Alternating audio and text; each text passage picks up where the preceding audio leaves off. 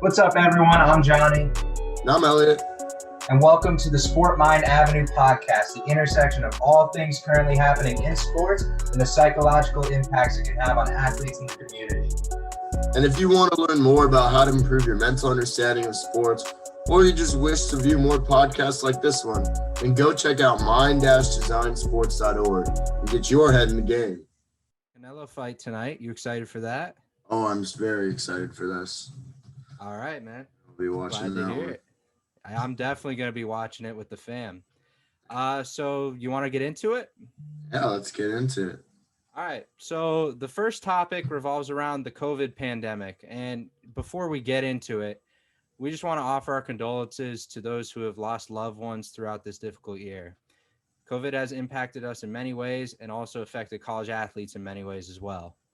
By disrupting practices, team bonding, conditioning, playtime, even being able to spend time with their families, COVID has changed the way college athletes operate completely, both physically and mentally. One way I've seen them try to cope with this and all the mental stresses that come with the pandemic is by forming support groups full of, other college athletes, coaches, staff. And the reason why we need to use these coping strategies more often is to help meet the needs of the athletes. This is often seen in Maslow's hierarchy of needs, which has 5 different segments to a pyramid. You have physiological needs, which is like your food, your water, your warmth and rest. That's like your basic needs. You have your safety needs, which is your security and safety. Your belongingness and love needs, which is your relationships, your friends, your significant others. Your esteem needs, which is your prestige, your feeling of accomplishment. And then at the top is the self-actualization, which is achieving one's full potential. So what I want to do with you, Elliot, is kind of break down each section of this pyramid into, how it's impacting college athletes. Yeah, before we start too, I'd also like to share my condolences with all the families that were lost and the friends that were lost during these difficult times. Sorry for this. I'm sorry this had to happen. And I wish the best to everyone who's out there still struggling and trying to cope with all these issues. Yeah, it's been a real difficult time, man. It really has. Yeah, the most important time is now. Yeah, we're almost on the other side of it, thank God. So, but let's get into this real quick. So, as far as physiological needs go, it may not seem like much at the surface, food, water, whatever, but people don't understand that with college athletes, their whole day is structured. So they get certain meals, they get water at certain times, they get a certain amount of rest every day. And when you take out everything that they're used to, they lose that bottom level of the pyramid, which is hard to build on top of it, right? Yeah, I mean, you need a strong base, and the strongest base is a healthy body, first of all, and then that can lead into a healthy mind, which comes into the top of the pyramid.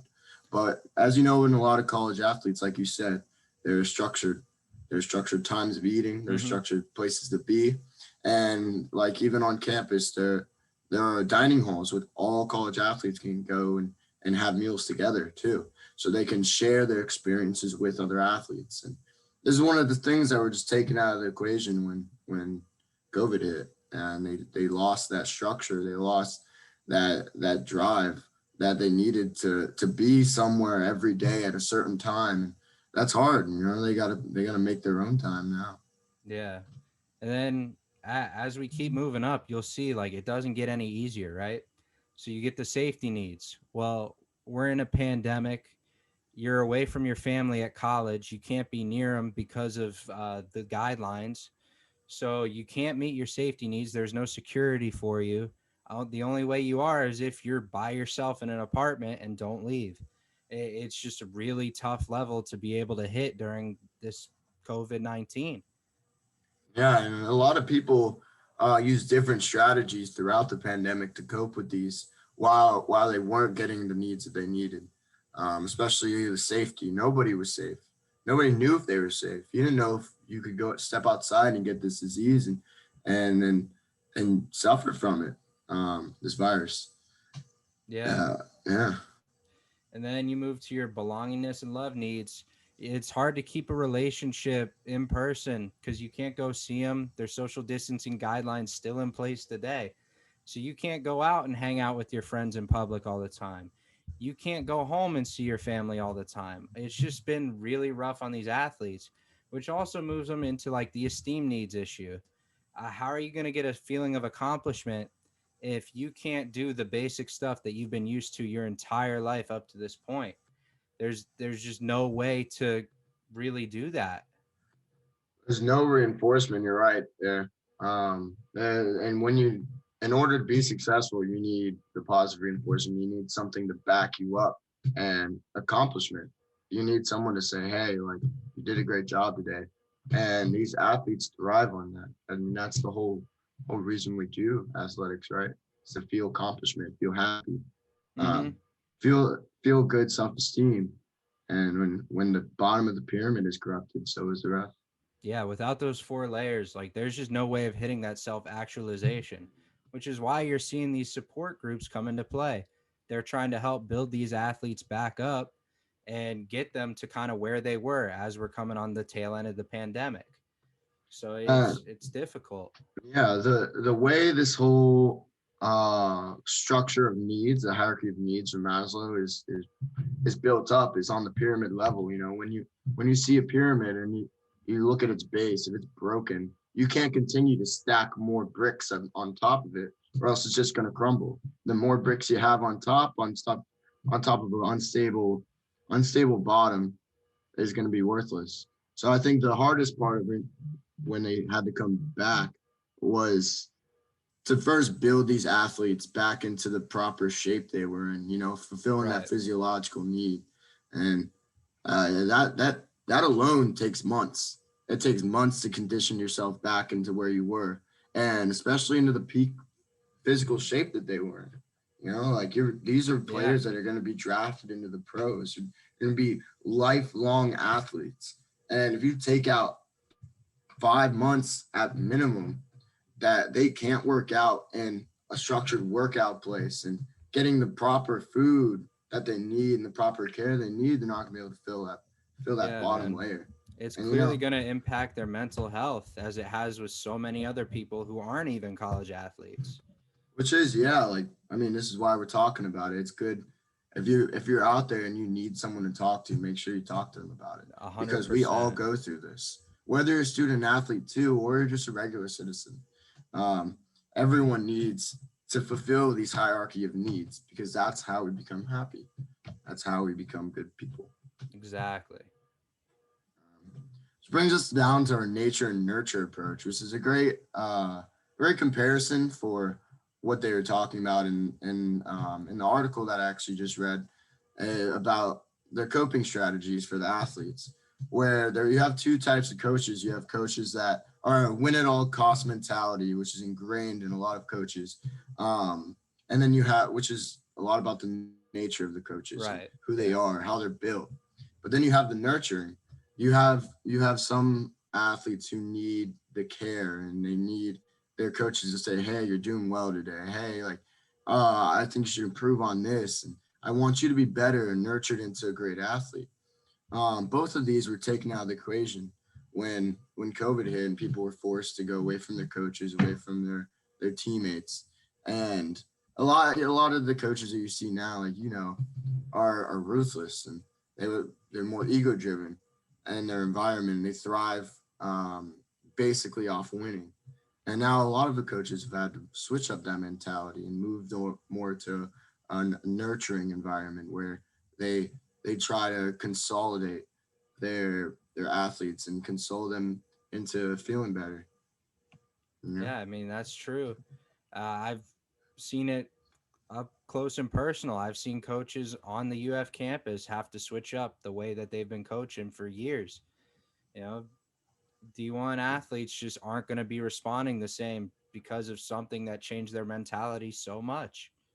Yeah, I mean, studies have even shown that the coaches that are developing more of a nurture approach have been more successful in bettering their athletes into a better self-actualization and better mentality in general.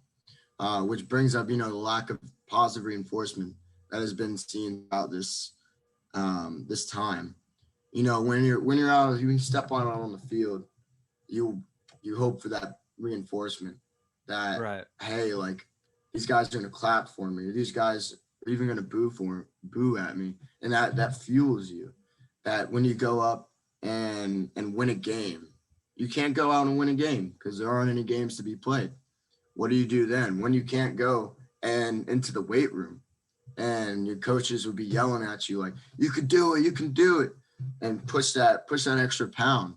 That Right. doesn't happen, and people need that. Well, and I kind of look at it as using reinforcers, right? So you can't really use primary reinforcers because you're not allowed to use money in the college setting. So the use of secondary reinforcers are going to be crucial, such as, just simply saying good job, high fives, just making sure you're checking in on your players is going to be so important in continuing to develop the relationships and just develop the mental health that may have been affected by the pandemic. It's a perfect alliteration. Which brings us actually to our next topic of Aaron Rodgers. Aaron Rodgers has been in the news recently because of his lack of reinforcement by his team. He's a 3-time MVP and only won one Super Bowl with the Green Bay Packers. He's the QB of the Green Bay Packers, and people are calling him out. His team's calling him out. They don't know if they want him. But the crazy part about it is, what are they doing for him? What do you think? Exactly. It's really been a what have they done for Aaron Rodgers over the past decade? There's been no offensive picks in the draft over the past couple of years, aside from guess who? A quarterback. And you're basically saying, oh yeah, we're just planning to get rid of you to a future Hall of Famer. Like, it makes no sense to me why the Green Bay Packers just won't give Aaron Rodgers the resources he needs. I really don't understand it.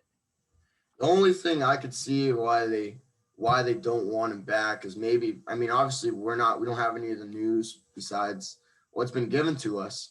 But there could have been a deal back last year where, like, all right, you got one more season left in you, and they obviously weren't certain to be the best. Then what happened? Aaron Rodgers won the MVP. And by convincing fashion too, really carried my fantasy team. Got to throw that in there.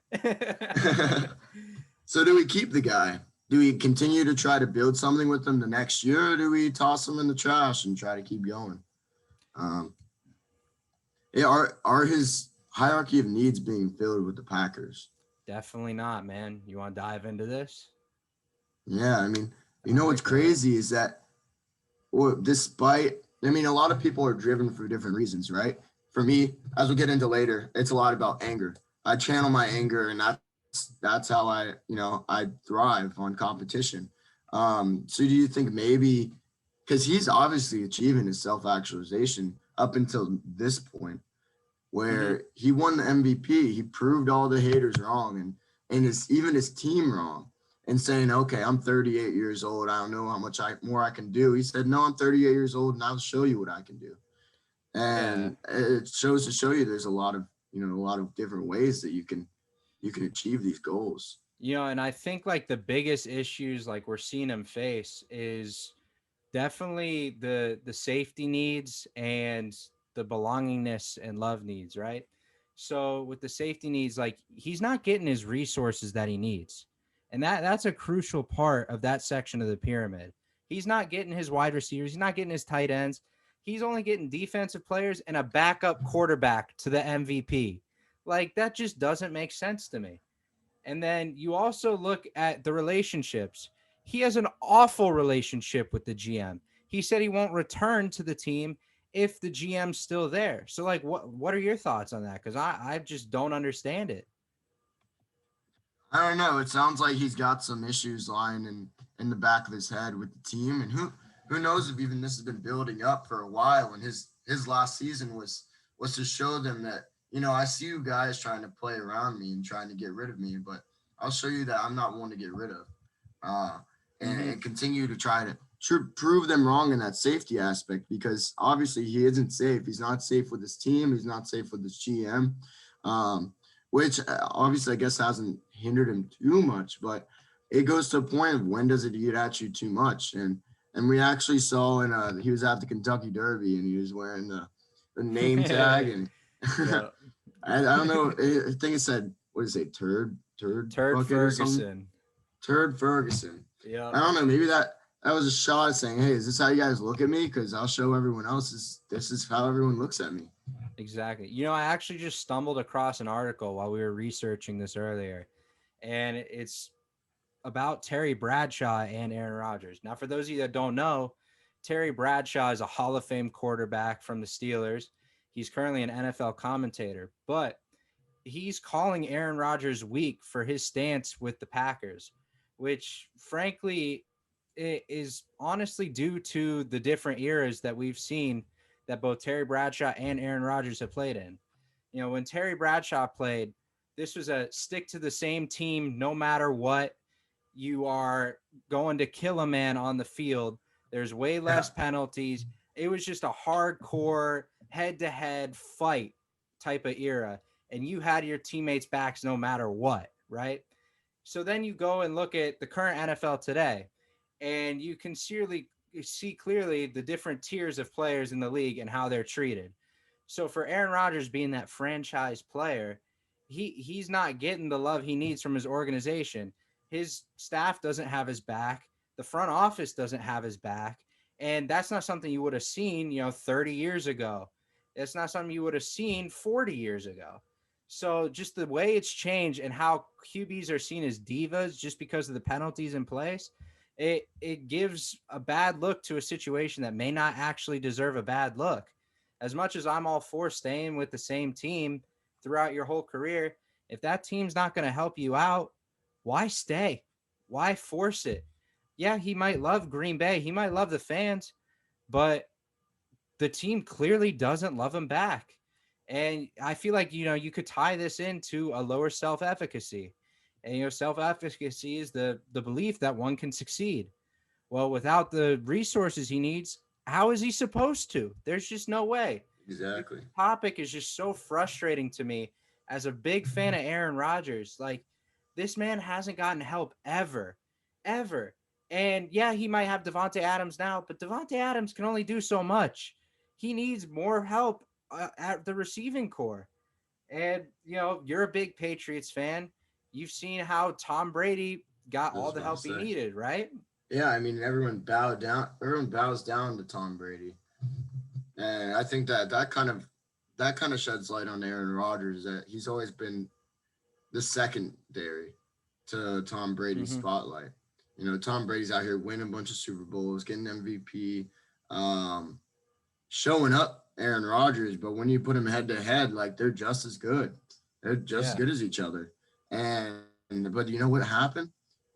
Tom Brady has always had the wide receivers, the offensive line that he's needed, the defensive line that he's needed, the good coach that he's wanted, and everything that he's needed to reach that self-actualization and realizing he is the greatest of all time.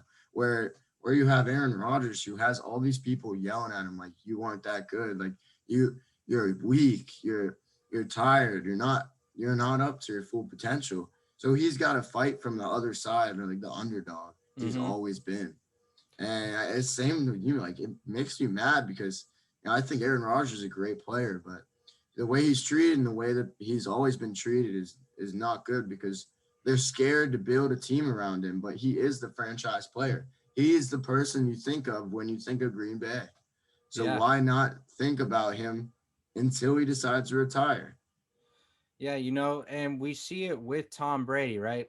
Tom Brady is one of the, like, quite literally the greatest player in NFL history, the greatest quarterback of all time. And he wasn't getting what he wanted out of the Patriots at the end of the day. He ended up losing a lot of his teammates that he's been around forever. And he's had a feud with the head coach and Bill Belichick. And finally, he said he had enough, and he left during free agency and went to the Buccaneers. Now, what did Bruce Arians do for him? Oh, he just brought in Arguably the greatest Well, tight end of all well, time, the greatest wide receiver of the decade in Antonio Brown. You have two all-pro receivers in Mike Evans and Chris Godwin. You trade for one of the best young running backs in football in Leonard Fournette. And then you start building this top-tier defense through the draft, through trades. And all of a sudden, look, you have this Super Bowl winning Buccaneers team. And so I think it's going to be interesting going forward with Aaron Rodgers. Is he going to get traded and go somewhere else? Or is he going to stay here and make the GM go away? And it's honestly, Aaron Rodgers is in control in this situation. Whatever Aaron Rodgers says is going to happen. So if he wants out, he's gone. Like, that's just the way it's going to be. And you can kind of tie it into locus of control, right? Mm-hmm. So yeah, I mean, he's got an internal locus of control where he can control his own fate and by leaving and hopefully playing for an organization that wants him to win, that wants to work around him. Or he can focus on his external locus of control and whether the Packers want him to stay. So there's two totally different scenarios of who's going to control this. Is it going to be Green Bay or is it going to be Aaron Rodgers? Right. What do you think? Do you think it's going to be Green Bay? So there's a couple situations that are realistically going to happen here. One, Aaron Rodgers stays, the GM goes, and they start building the team how he wants it. Two, Aaron Rodgers straight up just retires and just says, you know what? F this. I want no part of it, not even a little bit. Or, they either trade him and get an overhaul in players, draft picks, money considerations, etc., or release him, which is highly unlikely, and it'll be a ridiculous cap hit if they do.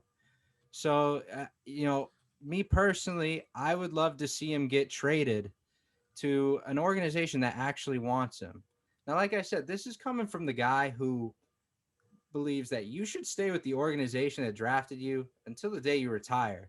And that's just building off like being a Derek Jeter fan. And he was with the Yankees his entire career and was the captain of the team. If Aaron Rodgers doesn't get treated the way he should honestly leave. It's just a completely different era. More franchise players, I should say, are starting to leave to join teams that, may actually help them. You saw it in the NBA when they were forming super teams to get rings and how the Brooklyn Nets are doing it this year. You're starting to see it in the MLB, how people are starting to chase contracts with contenders like Trevor Bauer did in the offseason with the Dodgers. And, now it's definitely in the NFL where the players seem to have a little bit more control. And now these superstar QBs are just saying, look, you're not helping me.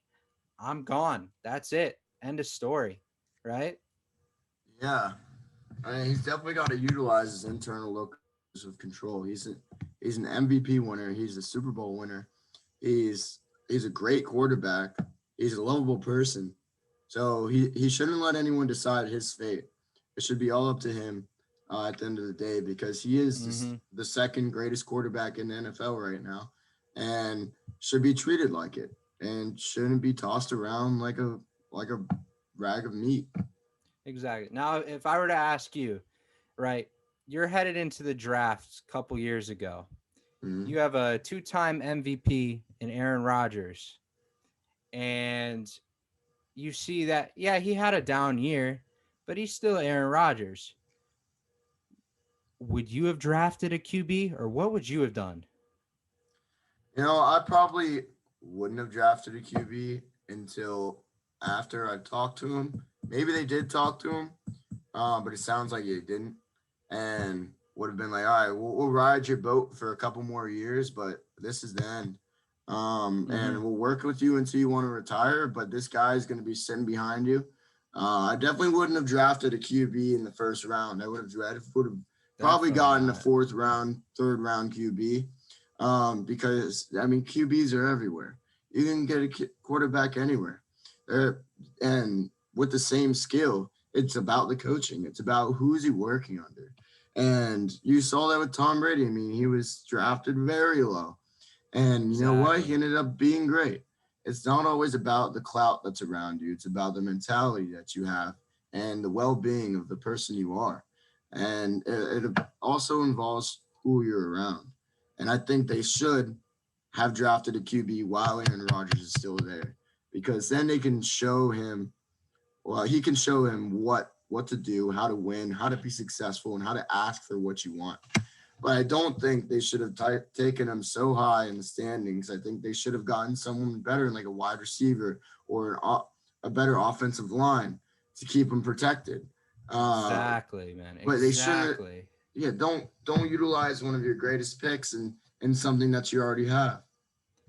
Right. I mean, as we were researching it, I was watching First Take, Get Up, all these shows and watching the different segments they have about Aaron Rodgers. Guess what? They all say the same thing. Aaron Rodgers is in control here. He can decide what the Packers do and what other teams do around the league. That's just the kind of influence he has. If he wants to go somewhere, he's going to say, look, trade me to this team and you'll get this back. End of story. You should do what Aaron Rodgers says, period. Like, that's just the way it should be. And I've looked at what the Packers are saying, and their general managers are saying, oh, yeah, he'll be back. He'll come play for us. No, he won't. He won't. You want to know why? Because you don't take care of the man. And if you don't take care of him, he's not going to come back. Yeah, I mean, you got to Like, satisfy all of his needs. And exactly. if even one brick is broken, and the whole pyramid's at risk of falling down. And it sounds Exactly, like man. that's where the Green Bay Packers are headed. They're going to be in last place without Rodgers. They have Yeah, nothing. they're going to be struggling without Aaron Rodgers. Because guess what? They still don't have a receiving core. So when Jordan Love comes up as QB, he's not going to be able to do anything. They're going to Yeah, be tragically bad. They just re-signed Aaron Jones, their running back, to a fat extension. Yeah, he's good, but what good is it if you don't have a passing game? None. exactly. I mean, 90% of the league is moving into more passing, less rushing, longer yardages, and longer throws. And that's one thing that Aaron Rodgers is great at. Um, but at the end of the day, you got to satisfy the person that's been making the most for you. Yeah, And and if you aren't, then this whole diva culture around QBs is just so ridiculous. Your QB is your most important player. You should do whatever it takes to please them. Make sure you're hitting that pyramid of needs. Make sure you're doing everything you can to keep that man happy on your team and throwing the ball like Aaron Rodgers does. The mental impacts are vast in this situation. You got Aaron Rodgers, who is just absolutely angry with what's been going on this past decade, right? They won in 2011 and have basically been, playoff team since then, but can't seem to get by because they don't have enough weapons. You have the Packers front office. We're just like, oh, yeah, we pay him, so he'll show up. Yeah, no, that's not going to work. That's not a good reason. And then you have his teammates, right? These teammates have been around him forever. They know who Aaron Rodgers is since before they were in the league. And if you see this man who's one of your friends, one of your boys for life, is just unhappy and willing to leave you to go to a different team because of the front office, you're going to be pretty upset too. It's going to weigh on you a little bit. So just the whole situation itself is just kind of ridiculous to me. You we should saw be that. taking care of him. We saw that with J.J. Watt too, and Deshaun Watson, and that he knows that like the team hasn't been treating him correctly. The front office isn't on his side. I mean, also all that stuff came out. Maybe they knew about that ahead of time before the rest of the team, but you got to make sure the whole team is happy. And if you're number one guy, your QB, your head of the team, your father figure on the squad is unhappy, I mean, the rest of the team is going to be unhappy too. And that means they're just going to perform at a lesser degree. I could see a little domino action coming in the future. Once Aaron Rodgers is out, maybe Devontae Adams requests a trade too. He wants to go somewhere with a good QB. He doesn't want to help rebuild a franchise that clearly doesn't care about their players that much. So I think this is definitely going to be a story to keep watching over the coming weeks and maybe into the coming years, because there could be a very serious domino effect here with players. So, but for now, we're just gonna have to sit here, keep watching. But you want to get into our Q&A section today? Yeah, let's run it. All right. So the first question that I have for us today, these are going to be a couple fun ones, just something to relax after that little heated session we had. So the first is, what is your favorite sports movie? Oh, this is a great question. My favorite sports movie is actually The Benchwarmers. I think it's one of the funniest movies of all time. And, I think it's crazy because of the story it follows. It follows a team, a rag team of outcasts that had no one to believe in until, a $1 billion outcast comes in and decides to help them and give them a voice and show everyone that, just because you look different or you act different or you're a little kooky or quirky, that you can still be a great athlete. You can show everyone up and nobody wants to be bullied. And bullying is awful and it shouldn't be a thing. But it shows that even people that look different or act different can be great. And it's a heartwarming movie with great moments and clever jokes. And, I just think it shows you that, anyone can do it. And always believe in yourself, and when no one else can believe in you, you always have you. Man. Benchwarmers definitely one of my favorite movies. Probably gonna watch that today, honestly. It's just so great. It's such a heartwarming story. And it's just funny. It really is. Yeah. What about you? What's your favorite movie? So I kind of divided this into two questions. So the first is like my favorite like serious sports movie, which is Remember the Titans. Everyone has to have seen it at least once. And if you haven't, you need to watch it today. The ability for one team to come together in a time where racism is at its worst in this country, and they come together, they make friendships that last forever, and they form a community that backs this team of desegregation, and just like it's just a great feel good story. And it really kind of ties into today and how we as a society need to be more accepting of everyone, and how we shouldn't be looking for ways to hate, but ways to love and hang out and just enjoy each other's company. Yeah, I mean, that's great. It's definitely something that needs to be talked about, and it is being talked about more because, no one should be judged based off their race, gender, ethnicity, anything. They should be judged by what's in their soul and who the person they are. It's a great pick. So if you siphon this off to another side, what was your funny one? So I went with one of the funniest movies I've ever watched, Talladega Nights. Oh. Now, if you're a younger kid, I don't recommend watching this because it is a little graphic and older for older audiences, especially. But the movie's so funny.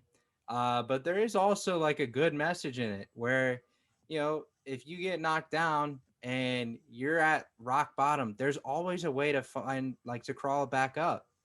And you saw that with Ricky Bobby, who I won't spoil it for people, but he got knocked down by the middle of the movie, was struggling, paralyzed, quit racing, and then he builds himself back up to this elite race car driver. And being from I lived in North Carolina for 8 years, so I've seen the ins and outs of the racing country, and that hits it to a T, which makes it even funnier for me. I love that movie. It's so great. So also, rest in peace, Houston Tumlin. He was the child actor of Ricky Bobby's kid. and he died recently. He was 28. Yep, rest in Um, peace. So I guess I should throw it back to you because I gave two movies. So like if you were to pick a more serious one, like kind of what would you pick? Mine would actually be We Are Marshall, That's a good because one. well, my sister actually went to Marshall for a year, and that was before I knew like everything that happened. And when I learned about that, it gave me more respect for the athletes and Hmm. when I mean, if you don't know what happened, a group of athletes at Marshall died in a plane wreck, and everyone died on the plane. They're going to be a great team, and it just shows you that like anything can happen at any time, and you always got to be prepared for the worst and hope for the best, Yeah. and treat every moment like it's your last because you never know. You know what I'm thinking we could do in the future? Because we're a sports psychology podcast, and we do talk about current events in sports, but we also want to bring in the mental ties. So maybe a segment in the future we could do is we break down some movies for one of our episodes, and we just go into the mental impacts throughout the storyline like that. Like if you guys are Yeah, interested, let us know because yeah, we're always comment. looking for new ideas. So It'd be nice. We could all have a movie time we before our could. podcast drops, and then we go into detail. Have some Yeah. popcorn, little notepads, and Yeah. Funny or not, there's always a gummy message bears. behind these sports movies. So, Yeah. we can dive into it if you guys want to. Just let us know. But I think it's time to move on to our next question. This is one that, you know, we get asked a lot just by our friends in general. But what are your top five songs, to listen to before you compete? Well, I'll just go first, and I'll give you a little background going into why listening to certain songs is important if you want to be successful as an athlete. You got to have a couple songs that you go to, your go-tos to get you hyped, get you motivated, get you out there, get you focused. And it all goes through classical conditioning. So playlists and set hype songs are great ways for transitioning certain skills you wish to portray into your long-term memory through classical conditioning. And for those of you who don't know, classical conditioning was first coined by Ivan Pavlov, and it's a theory that asserts that there's a response to a stimulus. So the more frequent and conditioned that stimulus is, the higher likelihood that there is a response that will be elicited and triggered. So, for example, with music and athletic performance, the conditioned stimulus is the music, and the conditioned response is the hyper focus on performance and the game mentality. So, the objective is after a while, the conditioned response will occur without the actual presence of the stimulus. So, to go into example, like for me, my favorite hype song of all time is "Lose Yourself" by It's a Eminem. great one. This is Great my one. first rap song I ever listened to. I remember I was sitting on the couch and I come into it and I hear "Lose Yourself" and I'm like, Wow. wow. Same reaction I had, man. This guy is telling me. He's telling me a story about how you need to seize the moment. You need to just go out there and I'm getting chills. You need to go out there and lose yourself and treat every moment like it's your last and like that you want it. Um, so I listen to this song before every sporting event and before every match that I go out and wrestle, before every lacrosse game when we're on the bus getting out there, for every baseball game when I was about to take the field. Yeah, man, it elicited my brain to be hyper focused, and I would listen to the lyrics, and I would respond by being mentally in the zone. And even now, when I don't even have to listen to the song, I start thinking about it. I start. All right, I'm going to the gym. What am I gonna do? I need to be focused. I need to be training, and immediately what goes through my head: lose Yeah. yourself in the Real moment. quick, You for those want of it. you that don't know, Elliot and I work out together almost every day. So I'll catch him, at least once each gym session singing this song. Just so you know that. Oh, and when I get into it too. I'm out That's there, I true. dance. I'm a very extroverted man. I go out there and I'll just be kooky. I like to be weird. I like to be different. And that goes to all you out there listening too. Don't be afraid to be different and lose yourself. But back to the matter at hand, uh, in operant conditioning or classical conditioning rather, you want that response to be triggered by listening to the song. So every time you listen to the song, you will go into your zone. You'll go into your happy place. You'll go into your focus stage. So my other 4 songs to answer the question are Not Afraid, Love the Way You Lie, Prom Queen, and Beware. They feature 2 of my most favorite artists, Eminem and Lil Wayne, the best rapper of all time. Wow. And every time I listen to it, I get in the zone. And you need to be in the zone if you want to win. I'll catch myself, when I'll go to the basketball games here at UF, and not all of them are allowed to wear headphones, right? Mm-hmm. Before they're out there when they go on and they catch go on the basketball court. And I'll catch all of them. When we're out there, they have the hype songs on. They got Drake. And I'm sure they got his new song out there too. What is it called? I mean, there's like by the way. 3 or 4 of them that are out right now. That's true. Probably they're wants out there. and needs would be my guess. They're out there in the zone.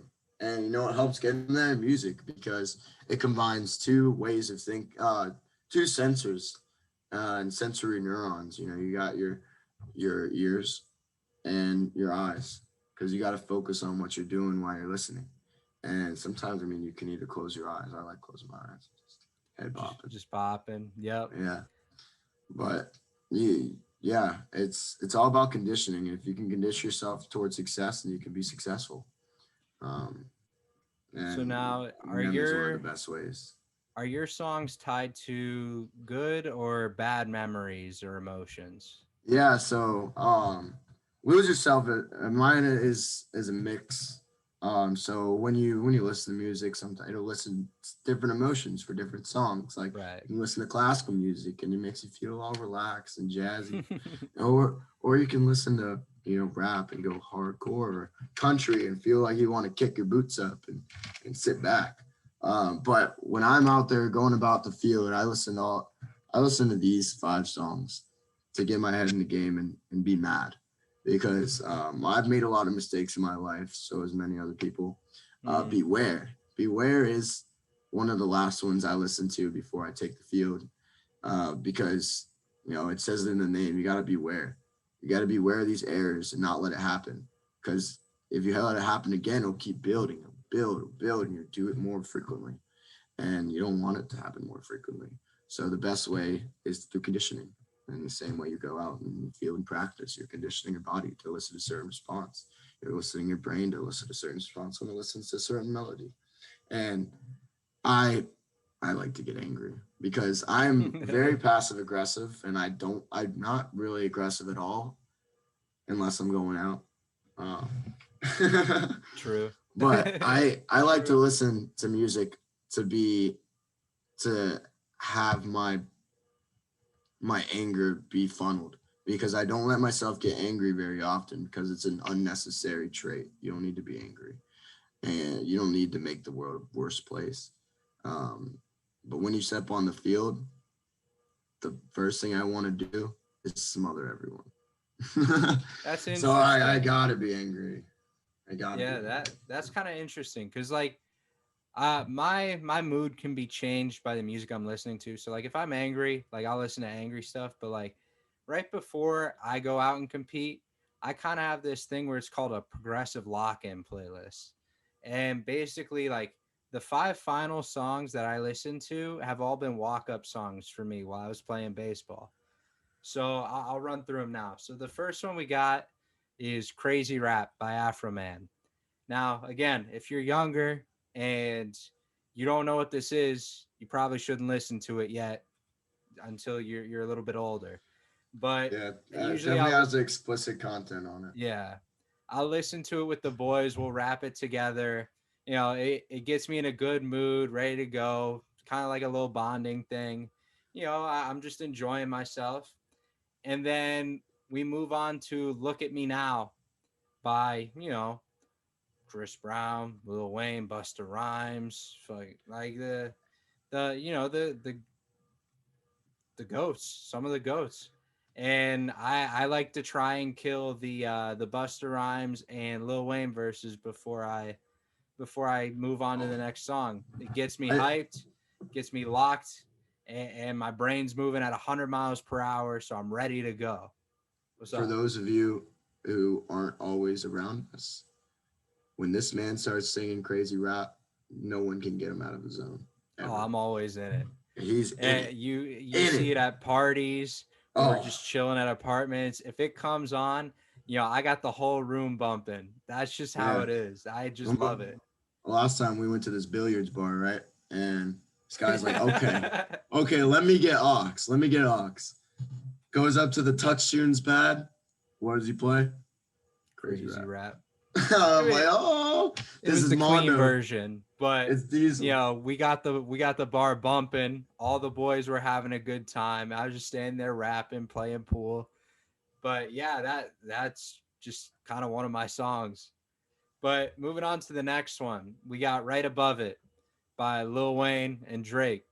So I got this song from the show Ballers, and I heard it back in high school for the first time when I was watching the show, and I immediately fell in love with it, and I made it my walk-up song for sophomore year.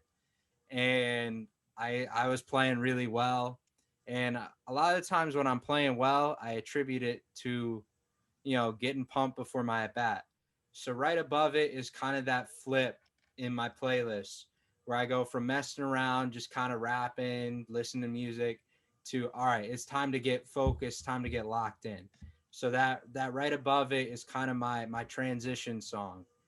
So you get that hype beat, those crazy raps, and then boom, I flip it.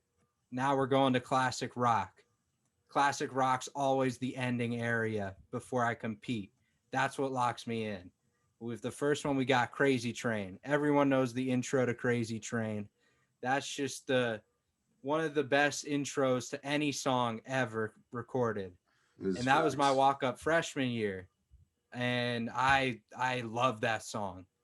I would go on a tear whenever I would hear it. I would listen to it when I was in the gym, while I was practicing, while I was in the game. Like, I was all for that song. So that's the point in my playlist where I'm like, all right, like, we're getting there, this next song, and then it's time. And that next song, that absolute banger to end it on, Rock You Like a Hurricane. You know it. That was my walk-up for softball this year. Mm-hmm. What did I do? I got out one time the entire season and was dominant. Rock You Like a Hurricane.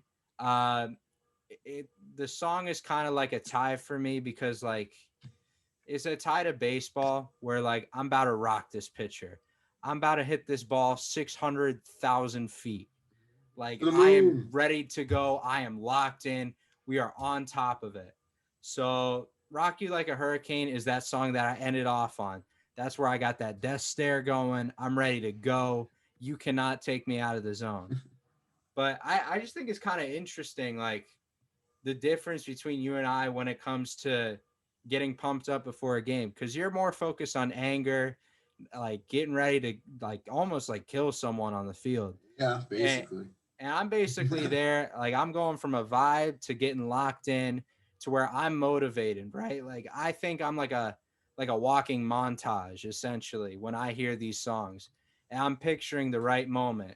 But I don't end up getting mad or angry. I'm just like, I'm happy, I'm ready to go. But, like, I'm here to win, right? I'm there no matter what.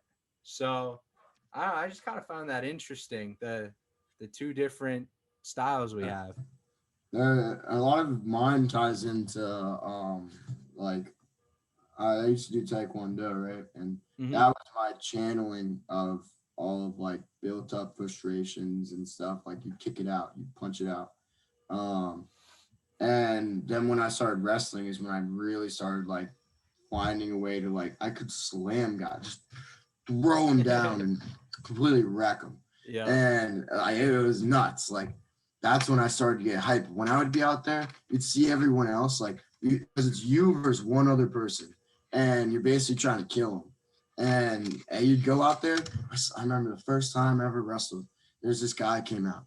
He's looking out mean and stuff. Wow, I'm gonna come out you. He starts jumping like a monkey, starts slapping himself and stuff. And I'm like, geez, like what's going on with this guy? Man, do you really need to do that? And I'm over here like listening to some like nice little Wayne, like kind of chilling and stuff. And then he whooped me. He absolutely threw me. And I'm like, I never want this to happen again. I was so mad. So mad. And that's when I kind of switched it up and I was like, all right, I don't want this to happen again. I don't want to be embarrassed in front of my family and friends like this. So ever since then, I mean, I became like a great wrestler. But so I mean, yeah, I just think that's interesting. And like, as a viewer, you guys can see, you know, there's multiple ways to get prepped and get locked in for any kind of match. You can take the angry route. You can take the progressive lock in. You can take like classical music. Like my other roommate, Proc, he liked classical music before games. It helped him get locked in. And one of my other boys, he likes listening to pop music when he's getting ready to do stuff. So there's a bunch of ways to kind of get locked in. Doesn't necessarily have to be what we like to do. But I just thought this was a good question because, you know, it kind of shows you what we think before we get started, what we're thinking about when we're going into the next match. Hey, it's just something interesting. Yeah, I think also as a listener, I challenge you to look out for that. Ask your fellow players, your fellow athletes, what do you do to get pumped? How do you get pumped? See how they perform on the field based off what they're doing before the game. I remember when I was playing lacrosse and our team was really bad, as you might have heard in the first podcast. But then I started to realize when we got our new coach, we'd be on the buses and we'd play like chill, like like that type of music, and we wouldn't be like locked in. We would just be having fun, playing around, and then we'd get our butts whooped on the field. And then I remember our coach came in one day and he was pissed off because we started playing Water by Ugly God, which is not like a hype at all. And we were literally pulling up to the field, and he's like, "You better turn that off. Like, if I ever hear you guys play this type of music again, you're off the team." And I remember I was like, "Dang!" Like, it was like the back of the bus vibe. So everyone else in the front of the bus was listening and like focused, and then all of us in the back of the bus was like, "Hey, like we're just chilling out here." Yeah, it changed my coach up. was weird too. My coach, like, so before games we would do batting practice on the field and we'd play music over the speakers. But he liked just some weird stuff, like the Sweet Dreams song. Like that was like one of his go-tos. And that's not one that really gets me pumped up. But he liked that kind of genre of rock. And I was just not about it. So I would always bring out earbuds and just listen to stuff while I'm shagging in the outfield or like while I'm getting ready to hit. You know, it's whatever. But it's just interesting because people's taste in music is different for every situation. Yeah. And I also challenge you guys to listen to new types of music. Explore all fields, because just because you're not feeling it at some point in time doesn't mean that you won't feel it at another. So like, I mean, it took a while for me to like classical music, but every time when I'm studying or I'm doing homework or I'm reading articles and stuff, I put on classical music because it calms me down and it makes me relax and it makes me get in the zone. Yeah. Also, go look at the walk-up songs for MLB players. you'll see that there's a crazy diversity in music choices. A lot of them do country, a lot of them do rap. There's some rock in there. Like there's a clear, like, diverse amount of music that people listen to. And, if you want to model it after an MLB player, go ahead. Just make sure it's something that you're going to get locked into. Because if you're just trying to copy someone and copy their playlist, like, you're not going to get it. It has to be something personalized and tailored to you. Yeah, be original. Use other people as molds, but always be yourself and find who you are in that. It's a big development key. On that note, I guess we should probably wrap it up. So, thank you guys for watching episode 2. Hope we brought some insight to some interesting topics today, as well as some good question and answer segment. So, yeah. Thank you guys for listening. Continue to stay tuned for our podcast and comment and subscribe. Yes, sir. All right. Have a good day. Goodbye.